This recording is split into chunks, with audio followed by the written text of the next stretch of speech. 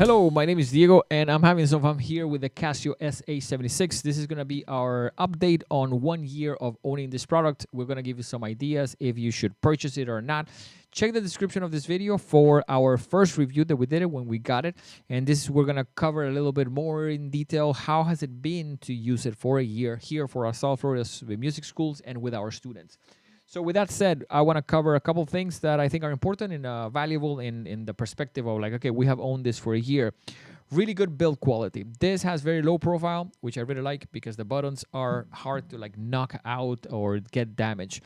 Unfortunately, and that's my fault, I have dropped it a couple times. I have dropped it because it's little and it's not necessarily easy to put on a good surface like a regular keyboard stand. So I tend to use it on top of chairs, on top of tables, on my couch.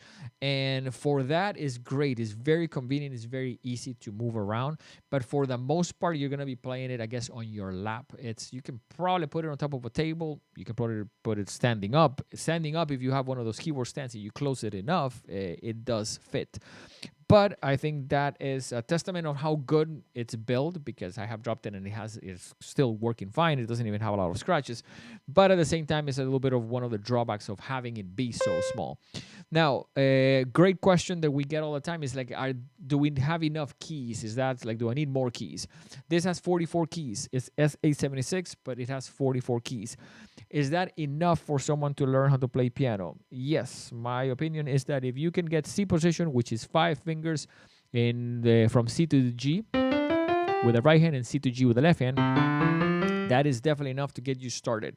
Now, are you going to use more later on? Yes. But at the same time, if you just are looking for an instrument for a student that is young, to gauge if they like it or not and they're going to do this long term, this does have enough keys to get started.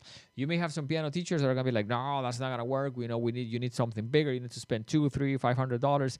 I don't agree at the beginning. I think someone can get this instrument, do a couple of months, 3, 5, 6 months.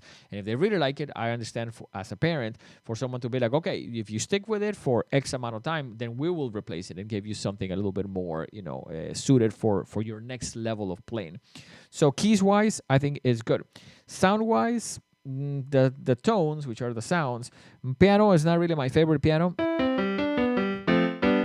Tends to sound a little bit spongy. If someone is young, may not be able to compare it too much, so it may be okay for them. Every keyboard has terrible sounds and good sounds. This one I like. It's like an electric piano sound. It has a cool vibes sound that I like. It also has the one that I was using there in introduction, which is like a bass sound. So any keyboard would have good sounds and bad sounds. My opinion, choose the good ones and stick with them. Don't use the terrible ones. I don't remember exactly how many sounds that it has, but it doesn't matter. I think it has a handful of sounds that are pretty, usable. The tones, the patterns, which is technically the beats. I was using one there as well. I like them. They're okay. Stuff like that, I use patterns to practice. So you want to be able to put something like that and let's say play chords.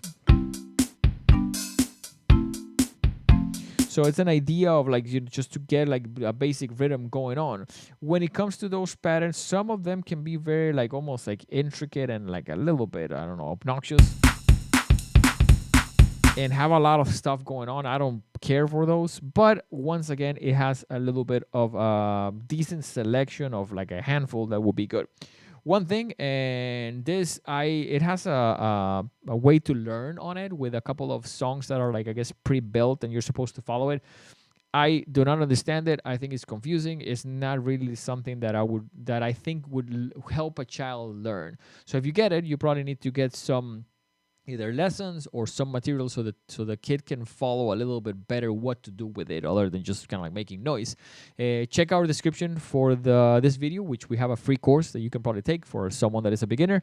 But I don't think and I don't like the song bank and how that operates. I think it's a little bit confusing in my mind. It has some buttons to play percussion.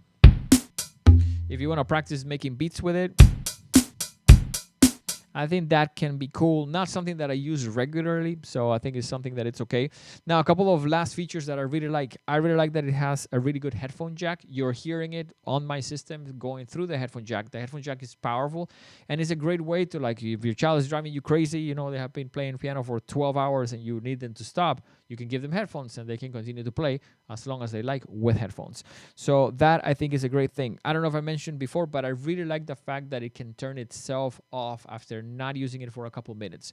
Great on battery, to save battery. So sometimes when I'm teaching, if I don't pay attention to it for a couple minutes, it shuts itself off, then you can just turn it back on. But that's actually a really cool feature, because that way you don't spend tons of money on batteries. To this day, I haven't purchased an adapter for it, and I think for me, actually, I don't really probably will, as I like to just move it around. The fact that it's portable and has batteries, I think it's a great option. So with that said, who do we believe this is a great choice for? Someone that is young and someone that is pretty much starting out. Think of it as an entryway to get started on piano. If the child likes it, you're probably going to have to, I would suggest, get into a $200-300 range keyboard. But for $60, I think this can be a great way to gauge if your student or your child really likes to be able to, okay, you know, play songs and stuff. So hopefully the video makes sense after a year of purchasing. If you have any questions about the product, I would love to like answer them. We are going to be doing a review. There will be a comparison between the SA-76 and the XA-46, as both of them are pretty similar, and I would like to like almost do an in-depth video into what are the differences between them. So if you would like more information about what we do, check the link of the video, or check our main website, thehitmusicstudio.com.